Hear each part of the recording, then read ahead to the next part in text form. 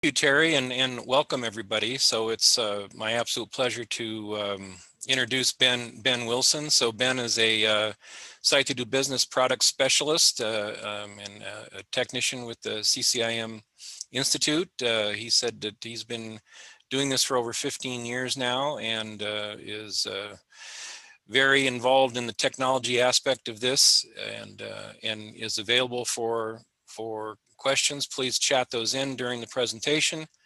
Um, just a reminder, as a CCIM designee, if you're on this call, you do get credits for using the site. And if you don't know how to navigate that, please reach out to Ben or one of his colleagues. They were very instrumental in helping me get reconnected with my credits. So very valuable piece of software for those that have used it and those that have not. Encourage you to listen, chat in your questions, and enjoy the presentation. By the way, I'm a CCIM as well. I'm a CPA with Sensiba San Filippo in the Tri-Valley area, Livermore, Dublin, Pleasanton. All right, well, thank you. Well, I'm going to go ahead and get started. Again, my name is Ben Wilson. I know that I met probably a number of you out in Northern California last year when I was out there. What we're going to do today is we're going to talk all about how people can use Site to Do Business from a prospecting standpoint. So we've got a number of different exercises that we're going to work through that hopefully will kind of give you an idea of how we see people using this site in their day-to-day business, and hopefully give you some ideas on how you might be able to use these tools within prospecting. I'm going to go ahead and turn off my video just because from an internet standpoint, I don't know what it is about when anytime you share your screen, if you leave your video on with AT&T, it always seems to be some sort of debacle. So I want to go ahead and just show my screen. Again, if you have questions throughout today's presentation, please do not hesitate to reach out in the chat function. We'll certainly give some time at the end of the presentation as well for any kinds of questions that people have about specifically prospecting, but also just Site to Do Business in general. So hopefully everyone knows how to get logged in. If you do not, that would be the first question that people might have. The best way to get assistance with login is if you just go in here to our Learning Center. Learning Center is where we keep all of our training content, resources, reports, our how-to-Is, any kind of archived webinars or upcoming webinars that we have. But over here in the Contact Us section, if you are needing any assistance with your account, Alexis Rink is probably the best person to reach out to.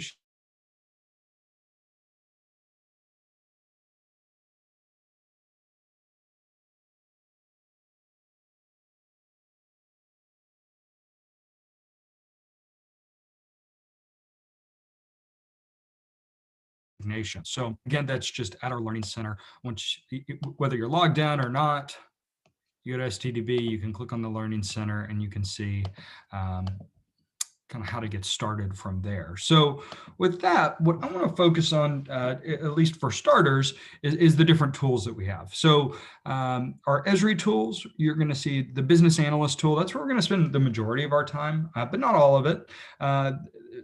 Business analyst tool is really designed to help you make decisions from a mapping and reporting standpoint. Quite a few different capabilities in there. ArcGIS Online is the second tool directly available from Esri. Esri is our primary data provider. The Environmental Systems Research Institute. They're based out of Redlands, California, just down the state from where y'all are, and down on the south side, or I guess east of LA. But they're the world leaders in GIS information. So GIS is all about taking information that you would normally see in some sort of tabular format and putting it on a map to tell the story better. So we've got a number of different ways that we can go about doing that. We're going to talk quite a bit about those different capabilities, but ArcGIS Online is really the mapping engine of everything within Business Analyst. Living Atlas, you might notice that there's a little coming soon tab here. That's going to be all of the publicly curated content that is available in ArcGIS Online, so all the different map layers. But the neat thing about Living Atlas is if you spend any time in ArcGIS Online, you've probably found that there's some maps that, they may or may not help you, or they may or may not work. The neat thing about Living Atlas is it's completely sanctioned by Esri, and it's authoritative content. So if you're looking at traffic counts, or if you're looking at zoning data, that you're looking at information that has been curated by Esri. So we're looking forward to releasing that soon as one of the other tools that's available through Esri. And one of our other providers is Database USA. It's a business list tool. It's pretty simple and straightforward, but the capabilities from a prospecting standpoint are really quite strong. We're going to kind of start off with a quick exercise on that. Flood maps are exactly what you think they are. They're FEMA-based flood zone maps, showing you the 100 and the 500-year flood zones. And then Pictometry is our high-quality aerial imagery provider, shot by an airplane as opposed to a satellite. If you're used to using Google Maps, then you can certainly figure out how to work Pictometry. But really some high quality aerial imagery that's nice from the standpoint of being able to go in there and access that, but also to be able to go back in time, to turn on parcel boundaries, to turn on addresses, to go back in time and look at imagery. So a number of different tools within Pictometry that can also be pretty helpful. So with that, I'm going to go ahead and get started with our first exercise.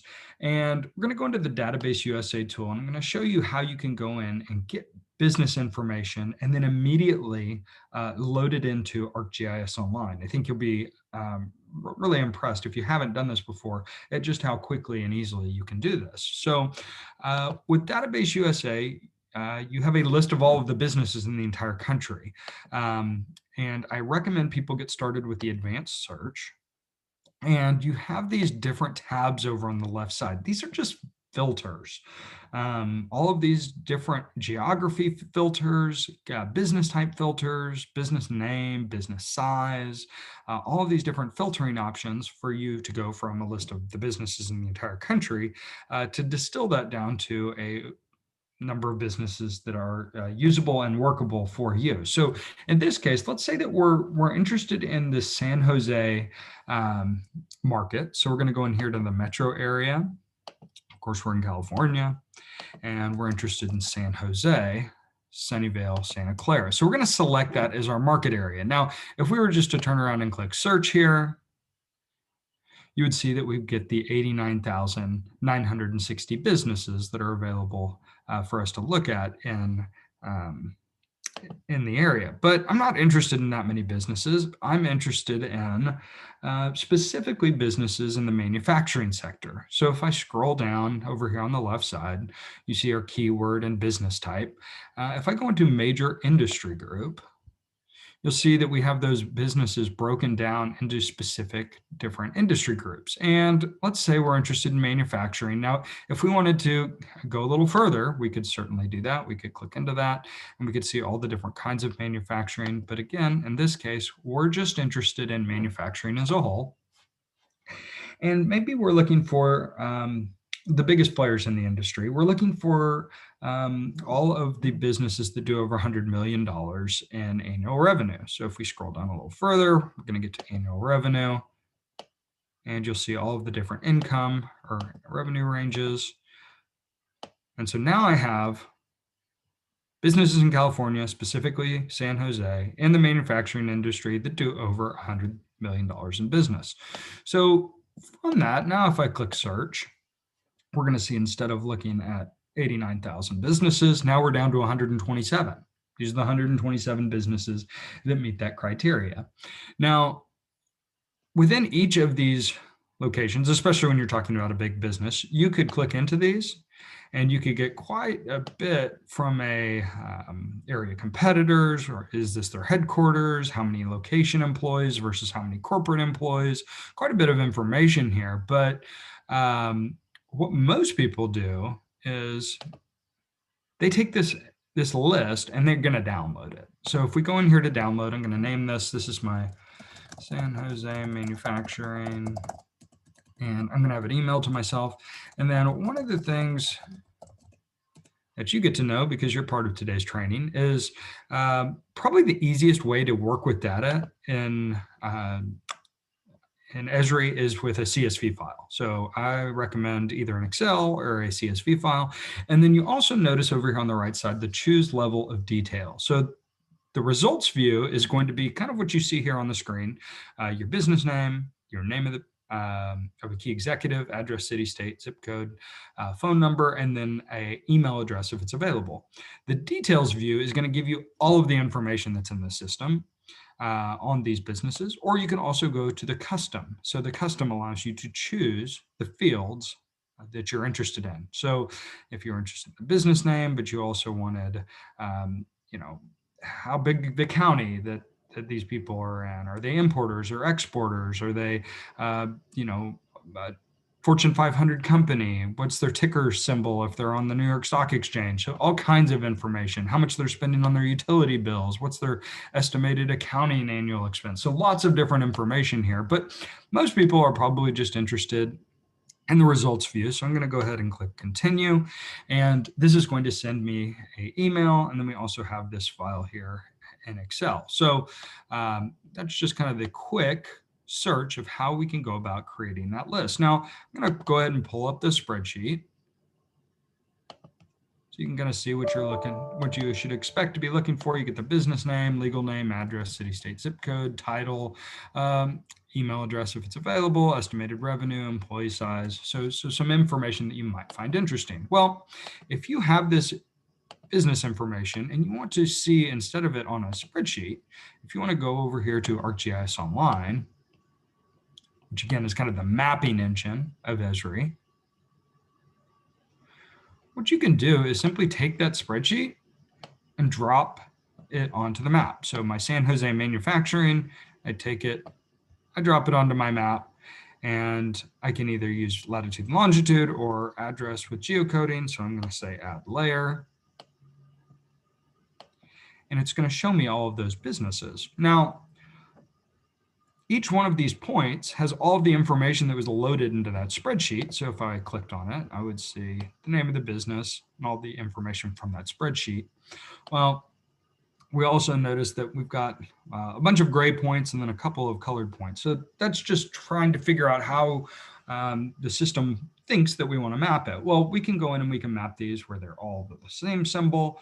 We can have it to where they're all different. So we have different icons for each of these different 130 something businesses. We could have little call outs for specific businesses if we wanted to. And then there's certainly some different options there, but just from the standpoint of being able to take information that you would get in a business list search and then turn around and map that, I think that this is probably the easiest way to go about doing that. Now, the next step is obviously, we want to share this with someone so they can see, the work that we've done. Well, all you need to do is you can save this up at the top of the screen. We're going to give it a title, a tag, and a summary. So I just call this San Jose manufacturing.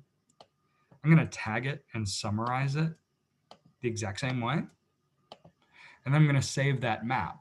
Now, once I've done that, I can go over here to the share option. And you'll see that I have the ability to just quickly create a link to this map. So if I took this hyperlink and shared it with someone, I'll just go ahead and open up a new window and pretend like I was taking this and mapping it. They would be able to see exactly what it was that I was seeing on my screen with this responsive web link and all of the corresponding information that goes into these different points. So one of the other options that you have is if instead of just sending over that link, you can also create a web app.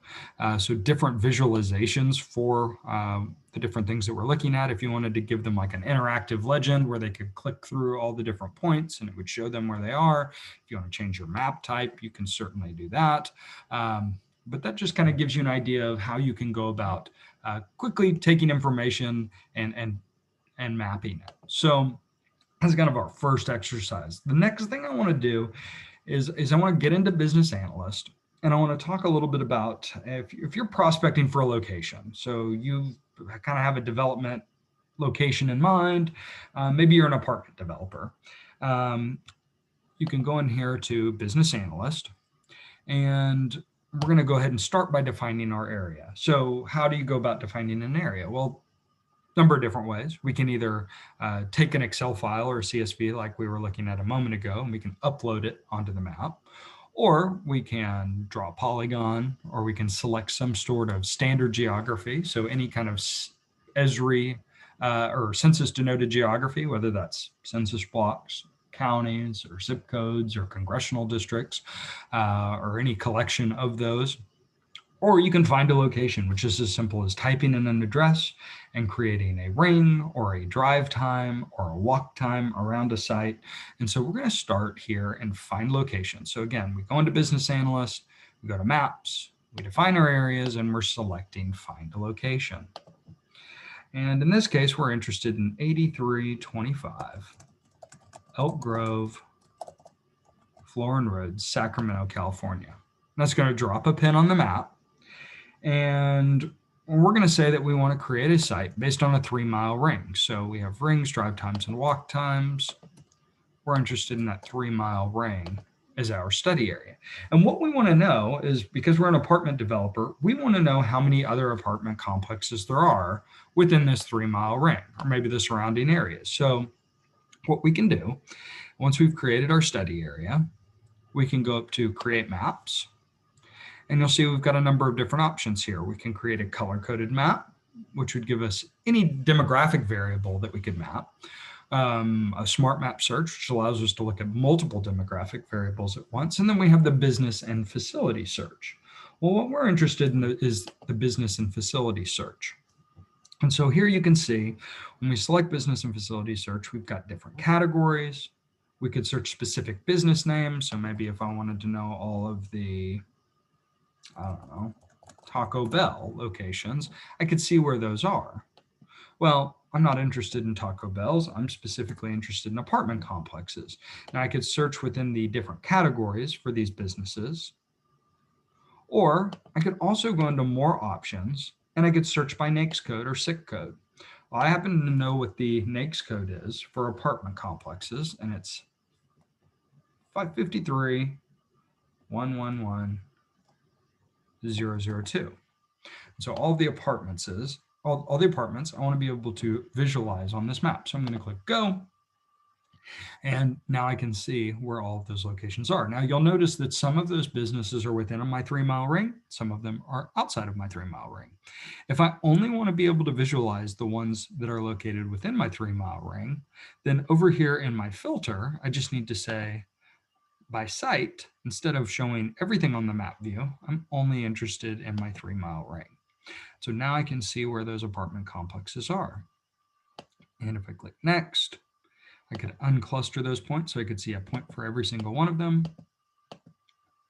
or just depending on how I wanted to do this. Well, what if I decided I wanted to go back and look at something else? I wanted to look at apartments, but maybe I'm also interested in what kind of retirement care homes there are in this market. So I could go in and I could say, well, I also want to go into my business and facility search and search by NAICS code. And the NAICS code that I'm interested in is 62331206. So there's my residential home cares. And now I can get that list. Or if I wanted multiple lists, I could add a code and I could say, I want those businesses, but I also want my apartments. So 53111.002. And I've got these 2 different kinds of businesses mapped. But the problem is now you see that they're all showing up as red dots. And I don't want them to show up as red dots. I want them to show up as either apartment complexes or retirement care facilities. And so if I select next, instead of the single style option, I'm going to select unique symbols. And with unique symbols, right now I'm getting unique symbols based on the business name. But what I really want is unique symbols based on the NAICS codes. So that way, all my apartments are going to show up as red dots and my blue dots are going to show up as my retirement care facilities. So I could put in different business logos here. I can customize these. I can give it some sort of shape or maybe a logo. But that just kind of shows you how you can go about differentiating these businesses on the map so you can tell the story that you're trying to tell. Well, once you've done this, you can save the layer. And if you save the layer, you can come back and revisit this at any point in the future. Everything that you do within Business Analyst gets saved for you to use again in the future. And so, for example, if I said, I'm going to come back to this project tomorrow, how would I get to that I just created? Well, I could just go to my project where all the content is saved. You see that I have all the point locations, geographies, web maps, and layers, but you also see other layers, and that was my residential care and apartments. So if I wanted to turn that back on, I could do that. Or if I said, well, and I also need to be able to see that 3-mile ring, I could go into my point locations and turn that on as well. One of the questions I did notice that just kind of came through, I just saw it flashing, is there any way to differentiate the size of the apartment complex? Unfortunately, no. Now, what you could do is you could take this list, and if you had the details of it, you could export that list and you could distill it down to what it is that you're looking for. You could also go in and you could add additional data to the spreadsheet and then re-upload it into the system. So for example, if you knew that you were only interested in locations that had more than 10 units or 20 units or something like that, you could take that information and you could load it back into the map. I'll show you a little bit about how we can go about doing that in just a few minutes. That's a great question. Absolutely. So in our next exercise, let's talk a little bit about, let's say that we're representing the owners of a shopping center and we wanted to,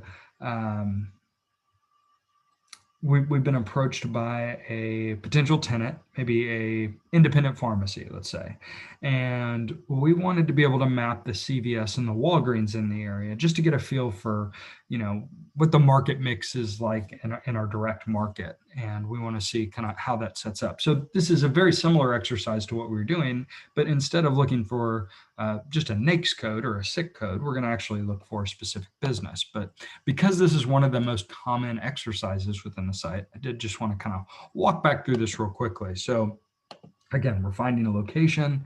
It's at 55 Stony Point Road, Santa Rosa, California. And again, we're talking about a 3-mile ring, or let's say a 5-mile ring in this case.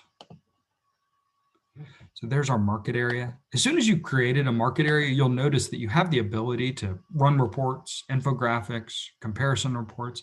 You have all those options as soon as you've gone in and you've created your study area. And what we're interested in is specifically the business and facility search. And just so you know, if you're searching for businesses and you're wanting to look at multiple businesses at once, you're going to want to separate those by a semicolon. So CVS, semicolon, Walgreens. And now we can see all of those businesses. Now you'll see that I have a CVS Hearing Center. Maybe I am not interested in that. So I can deselect that. And you'll notice that we have our CVS is showing up as our red dots and our Walgreens are showing up as blue dots. Then if we click forward, we have the option to change those logos or iconography. So let's pretend for a moment like I don't already have these logos mapped into my custom logos. But just so you know, once you've loaded a logo into the map, it is permanently available to you in your logo library. And so you can go in and you can choose these logos again, but because you might not have realized that that was an option, let's go ahead and just go out to Google Images and get these. So CVS logo. Really all I need to do here is right click on this or open up the icon, choose the one that you're interested in using, save image as. I recommend a PNG logo. I think that they show up the best. You also have the option for a transparent background, which is nice from a mapping standpoint. For our Walgreens logo, just going to do the same thing.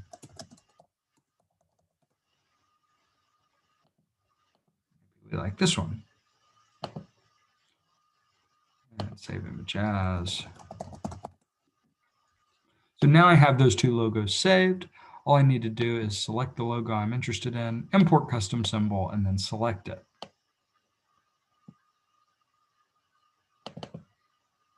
You can see our CVSs. We can change the size of these. We can resize them to our liking. And then that same process for Walgreens.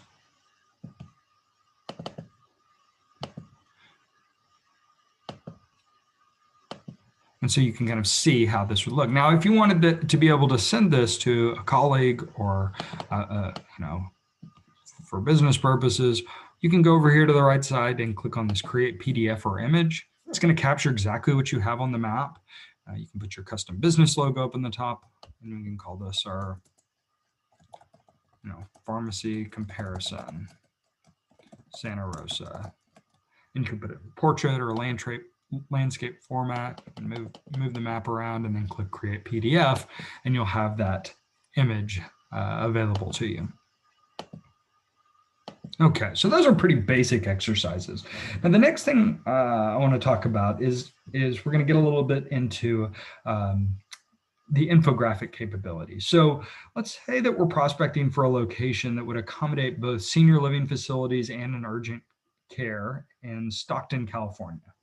And what we want to do is we want to search out data within multiple study areas at once so that we can kind of get a feel for what location would make the most sense for us. So we're going to scroll out on the map a little bit, and we're going to go out to Stockton. And what I'm going to do here is I'm going to click Define Areas. And then specifically, I'm going to select the geography. And I'm going to select from the map. And let's just say I'm interested in zip codes. So you can see the different zip codes that populate on the map. And maybe I'm interested in looking at 3 different zip codes. Let's just call it 75209, 75207, and 75210. These 3 zip codes. And we're wanting to determine which one of those zip codes would make the most sense for our senior living facility / urgent care. Well, what we can do here is if we want to, we can combine the selected geographies into a single site, which can be useful in some cases, or you can say, no, I'm not interested in doing that. What I want to do is I want to create 3 different study areas so I can then turn around and compare them. So now we have these 3 different study areas that we want to compare.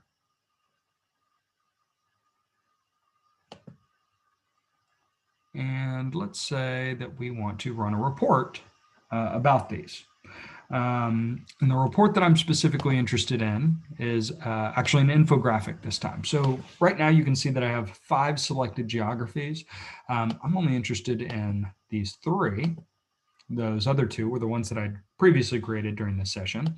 But you'll notice that we have 2 different kinds of reports. We've got our kind of tabular reports that are available in classic reports. And then we have our infographics.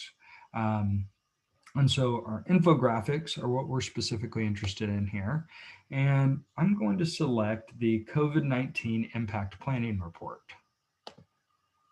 And let's just start out. Let's run one for 95210, just that zip code.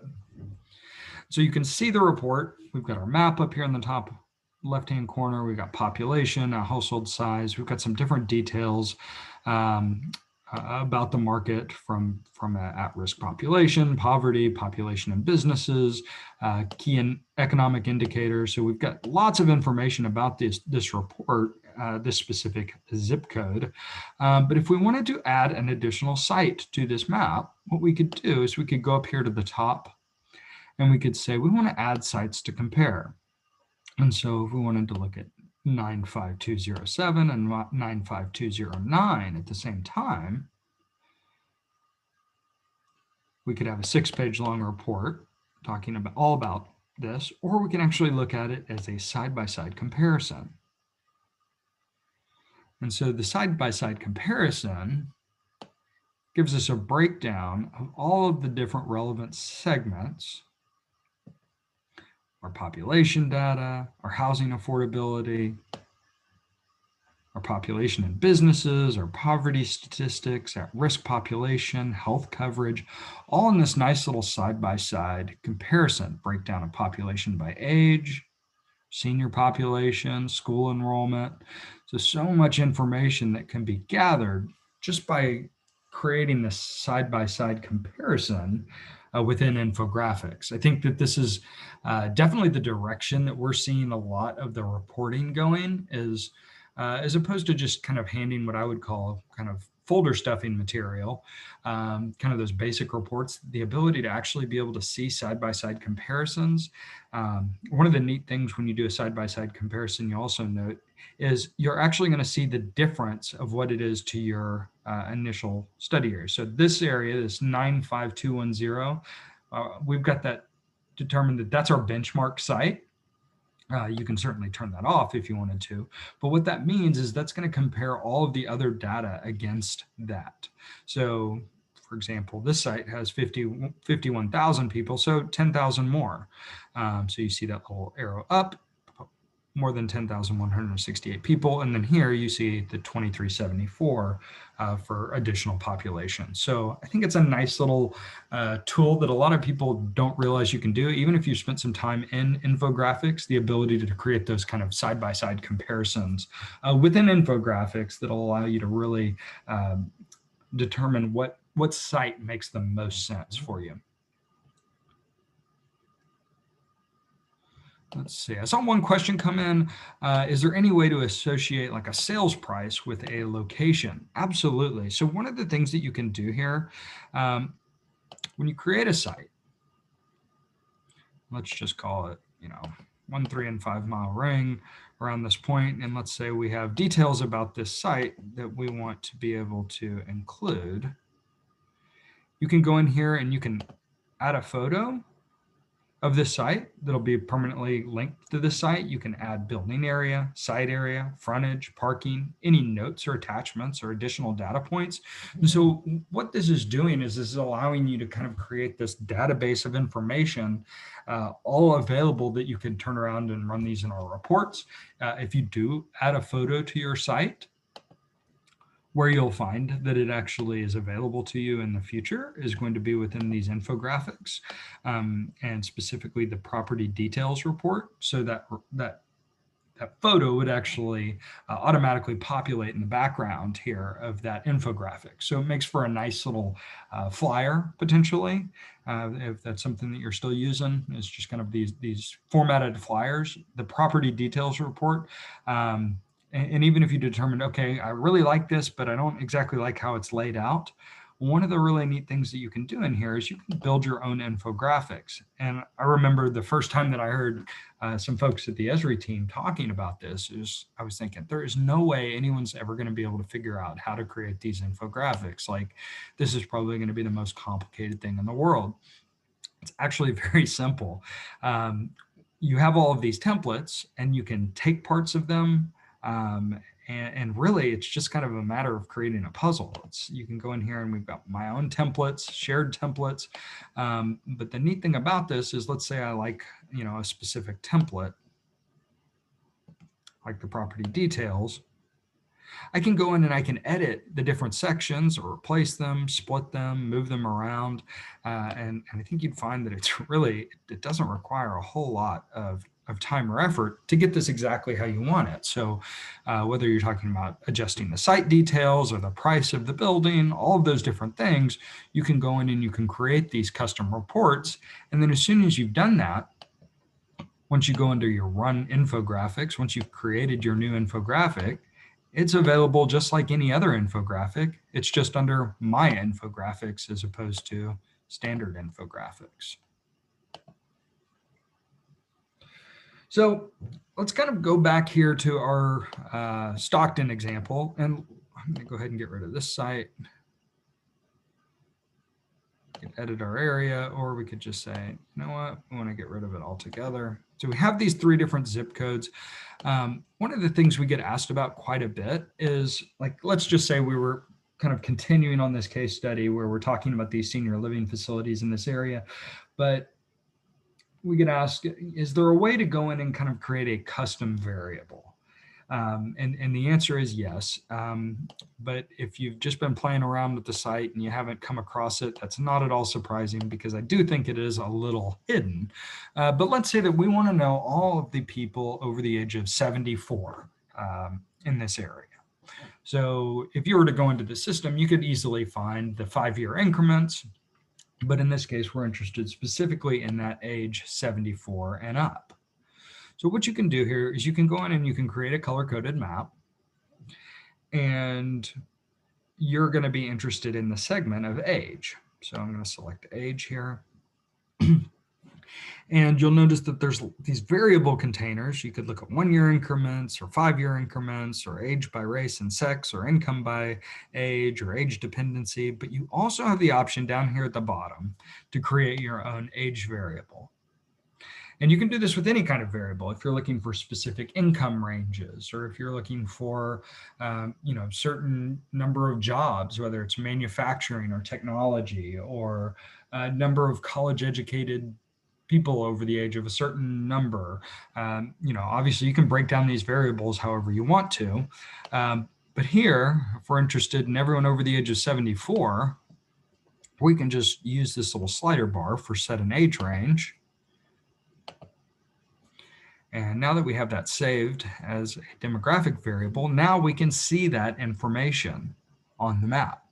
So this is showing us, based on block groups, because we're zoomed in pretty far, where the population is over the age of 74. And so if you're looking here at our 3 different study areas, we might say, you know what, it might make a little more sense to be over here on the east 95210, or it might even make sense to move our site even more if we were wanting to be in the location with the highest number of seniors. Well, what if we zoomed out a little bit? You would notice, instead of looking at block groups, now you're looking at census tracts. Or you could even go all the way to zip codes. And so now you can see how the map changes. Oh, what do we find here? Oh, our top number in the Stockton area is actually going to be that 95207.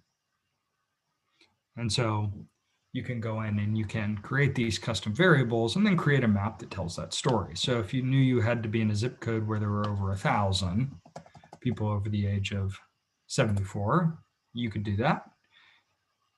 And I think this makes for a nice little presentation.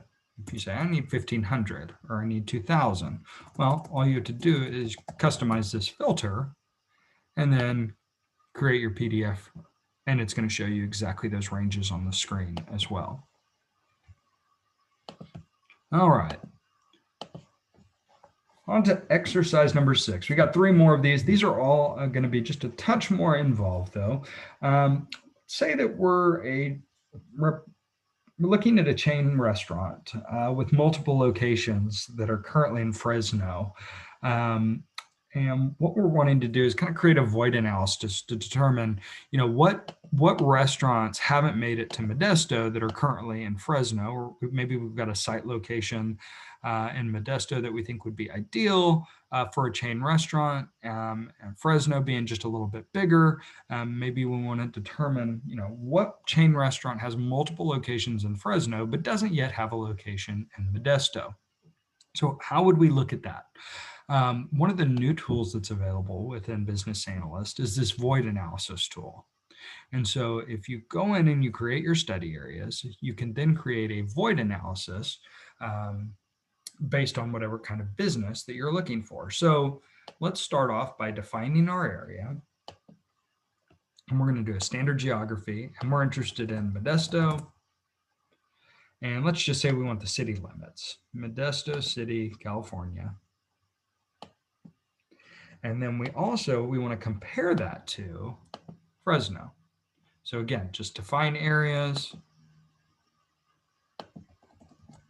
search Fresno, and we want the entire city. So we've got these 2 different cities as study areas. And what we want to do is we want to create a void analysis. So the void analysis, the way that this works is we're going to start with an analysis area. So that's the area that we're wanting to look at. That's Modesto. And then we need a reference area, and that's going to be Fresno. The next thing we need to do is determine what types of businesses are we looking for. Well, we're looking for restaurants. So if we go down here to restaurants, we could type in restaurants, food and restaurants. We might be interested. And just let's start with all restaurants. And so now we're going to run the analysis. And what we're going to find is that there's 1,084 restaurants within Fresno city limits and 382 within Modesto. And so over here on the left side, you'll see the top 3 gaps by business name. So for example, there's 42 Subways in Fresno, and there's 14 in Modesto. So that's a gap of 28. But what we're really looking for is we're looking for businesses where there's an entire gap, a complete void in the market. So Port of Subs has 6 locations in Fresno and none in Modesto. So we see that there might be an opportunity there. Or Roberito's Taco Shop is the same. Same can be said with Five Guys. And so those are entire voids in the market. Now, what if we need a little additional information? What if we said, well, yes, it's true. There's more restaurants in Fresno than there are in Modesto. But that's because, Fresno obviously has a larger population. Well, what if you came in here and then you determined you wanted to normalize the results by population? So what that's doing is that's associating within our reference area a single business for every certain population. So Subway, there is one Subway restaurant for every 12,700 people. In Modesto, there's one Subway for every 15,000 people. And so you can kind of get a feel for how oversaturated or undermarketed to these different sectors are based on this void analysis tool. The other nice thing about here is you want to export this. You can include all of the business details, and you can have kind of an entire breakdown of that market from a restaurant standpoint that exports all the results. And so if you were needing to call on businesses, trying to figure out, hey, are you interested in coming to Modesto? You'd at least have a start and say, hey, you've got multiple locations in Fresno, and Modesto seems like it would be primed and ready. We've got an ideal location for you. It just creates that opportunity to at least open up the conversation because you're knowledgeable about what's going on in this other market. So as far as what the actual report looks like, the first page isn't much, but the void analysis details are probably going to be the most helpful for you as far as determining what those businesses are and whether or not they have a void.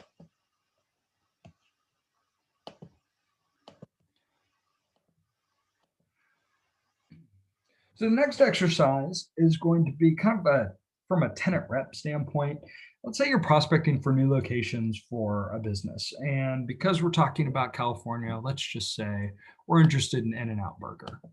And so I'm going to go in here and I'm going to look at all the In-N-Out burgers. So how would I do that? Well, I'd go up to create maps and I'd create a business and facility search. And in my category, I'd just type in In-N-Out Burger. And so this is going to show me all the In-N-Out burgers in the entire Northern California area, actually some in Nevada as well. So we have those different points. And what I want to do with those points is I want to save that layer. And so I'm going to call this In-N-Out Burger in NorCal and Nevada. And I'm going to save that list. And that's, again, only the businesses showing up on the map view are what I'm interested in. And so it's going to save that layer. And let's say that I created that list and that was a good list for me to work with, but I decided I need to come back to it tomorrow. So I logged out and I came back tomorrow. I said, okay, I need to go in and I need to create that list again. What I want to do to get started there, so I'm going to go into my study area, my project. I'm going to scroll down to my In-N-Out locations. And I'm going to click here on the ellipses out to the right. And because I have this other layer, and I've got all that pulled up. We've got all these locations. Well, what if I decided, you know what, this is a good list for me. I want to take this and I want to highlight all these businesses, and I want to create buffers around each of them, because I want to compare each of these 82 different In-N-Out Burger locations based on a 5-minute drive time. So we just highlighted all 82 of them, and we're going to create sites.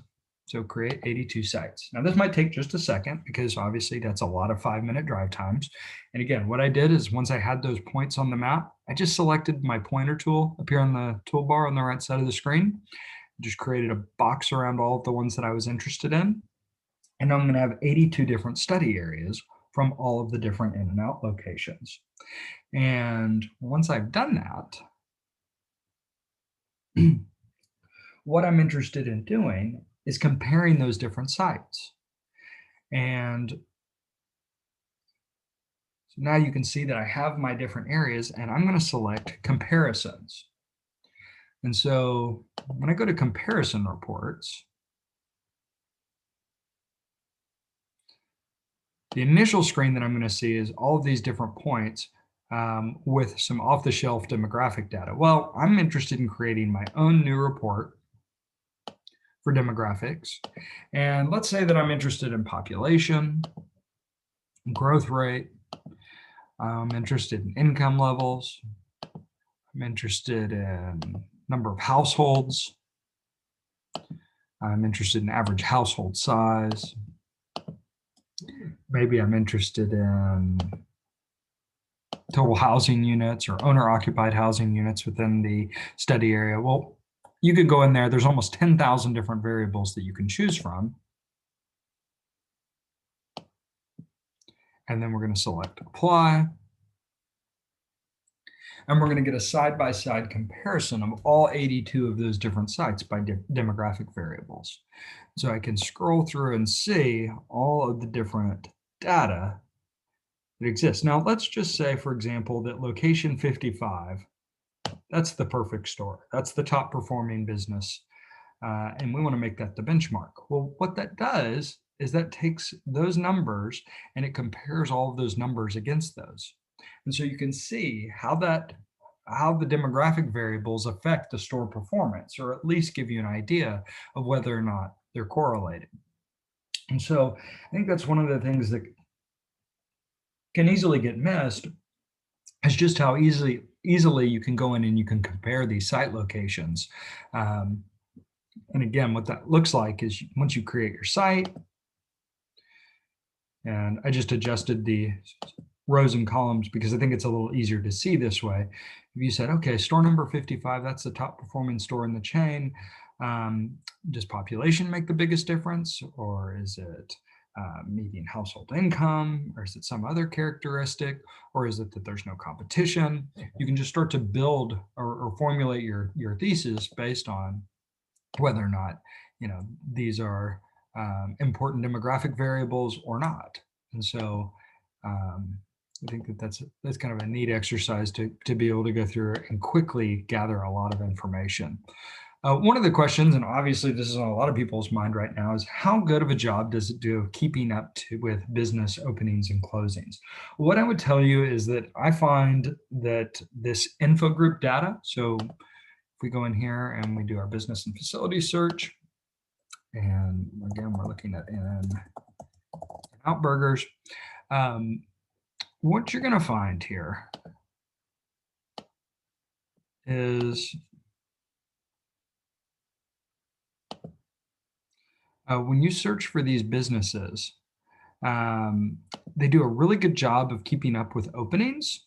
But what I would find is that a lot of times you're going to find that the data can get stale for business closings. And so I think somewhere between about 90 and 95% accurate for the business, like actual businesses. But where you're generally going to find that there's some struggles is if a business has closed, you'll even find sometimes that it'll show the same address.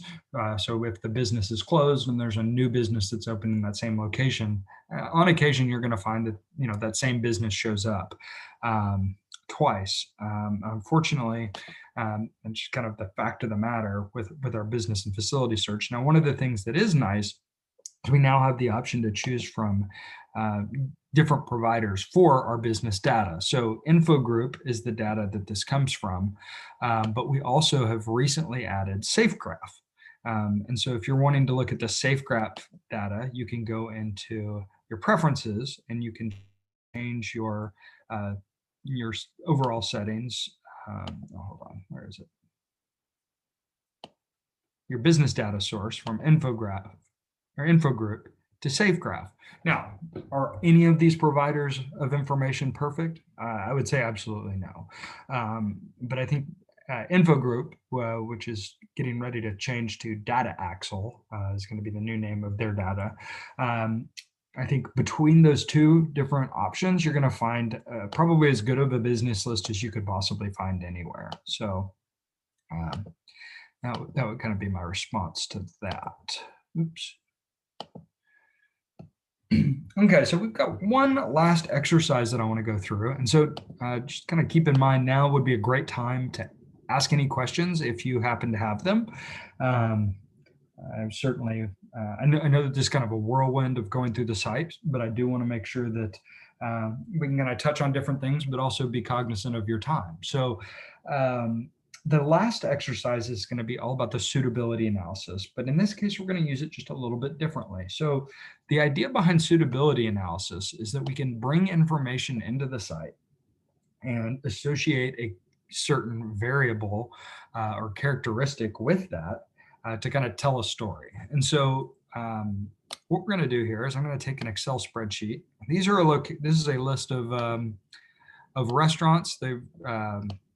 We're going to leave the name of the restaurant off of here for demonstration purposes, but this is just called restaurants. And what we have here is a list of the 40 different restaurants that they have in their chain. We have their sales volumes. And we want to map these locations by sales volume. Now you'll notice that we have locations in Northern California, Southern California, and we now have some locations in Colorado. And so we have this spreadsheet. Excuse me.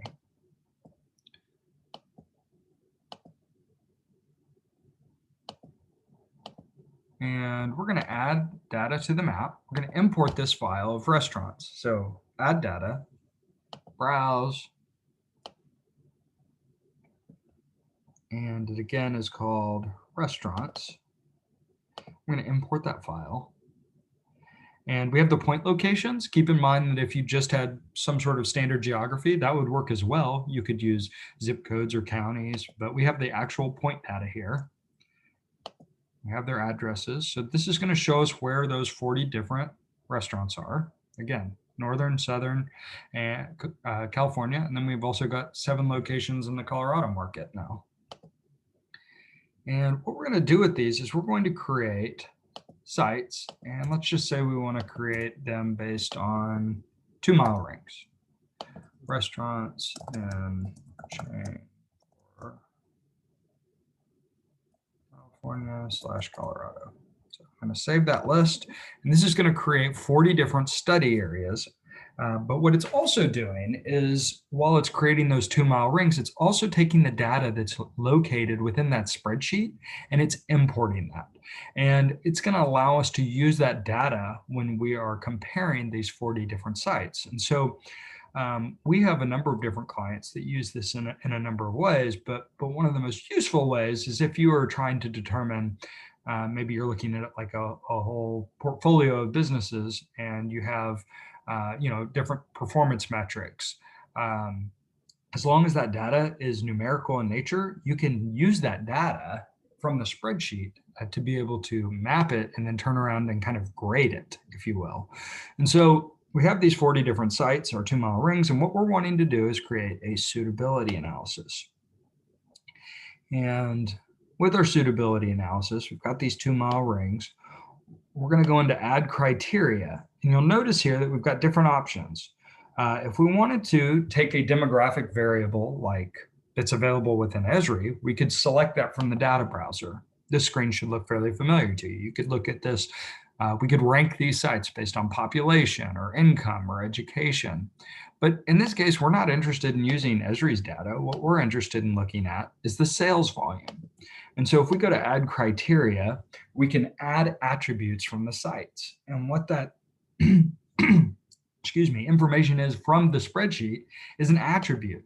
And so if we take our sales volume, we can map this and it'll show us from lowest to highest how these stores perform. Now, one of the issues we have here is we've got sites in Southern California, Northern California, and Colorado. We can't hardly see the color scale from our top performing store all the way down to our lowest performing store. We'd have to zoom in to each of these markets before we could really make this usable. But one of the options we have is we can change the way that we view this. So instead of ranking the colors, we can actually just click on show locations only. Now what you see is the actual numerical ranking of all these different points. And so we could go in and we could filter these based on performance. So if we said we want to know what are our top 5 stores, oh, 4 of them are in Southern California and 1 of them is up in the Bay Area. Or if we said, no, we actually want to know the bottom 5. If I know only 1 in Southern California, 3 in Northern California, and 1 in Denver, or the bottom 10. Or maybe we want to do the top 20. So you get the idea as far as how we can look at this. Oh, wow. Within our top 20 stores, only 1 of them is in the Colorado market. That Colorado market doesn't seem to be performing quite as well as our other locations. So it's just a way that we can go in and we can rank these sites based on some sort of demographic variable. I think it's kind of a neat characteristic for ranking these sites and using that suitability analysis tool. You can also look at as many variables as you want. So if you determined, you know what, I really like the income, but I also want to look at, or the store performance, but I also want to look at, I don't know, you could go in and you could say, I also want to look at the total population within these 2-mile rings. You could look at multiple variables at once to help tell that story. So I am seeing a couple of questions coming in now. So one thing that came in is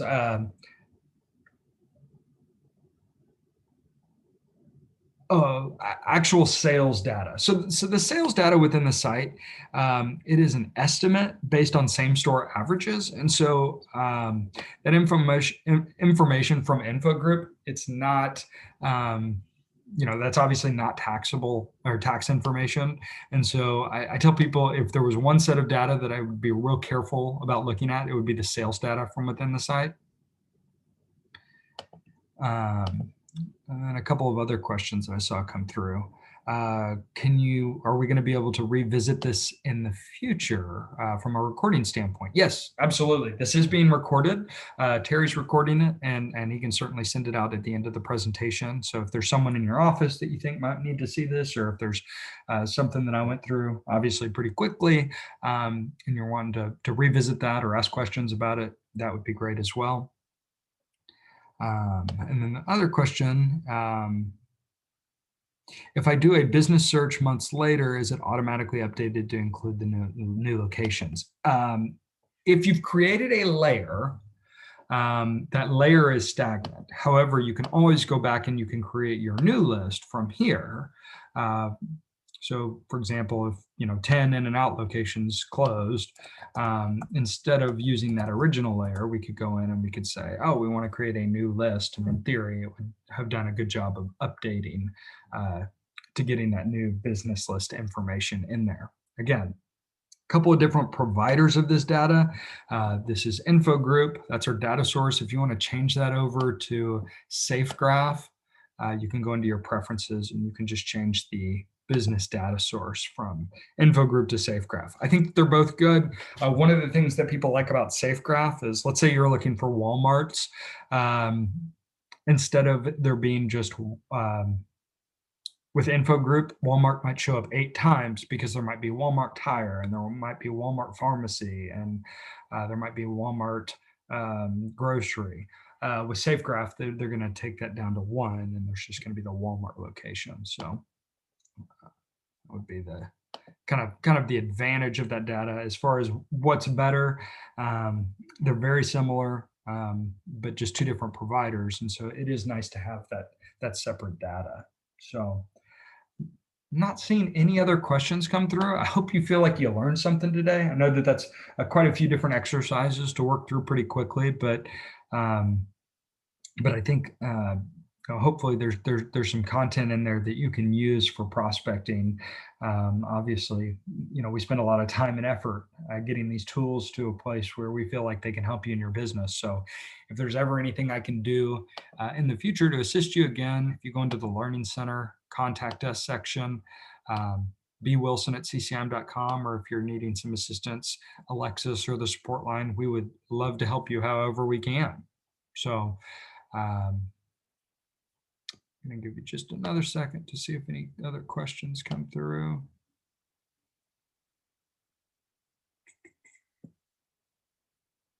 Let's see, Terry, you're muted if you had anything. No questions for me. Great job. Okay. All right. Appreciate it.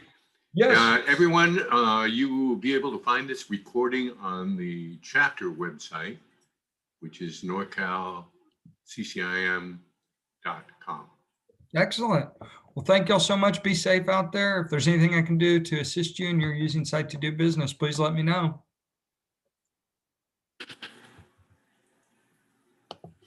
Okay, goodbye, everyone. Thank you for joining us.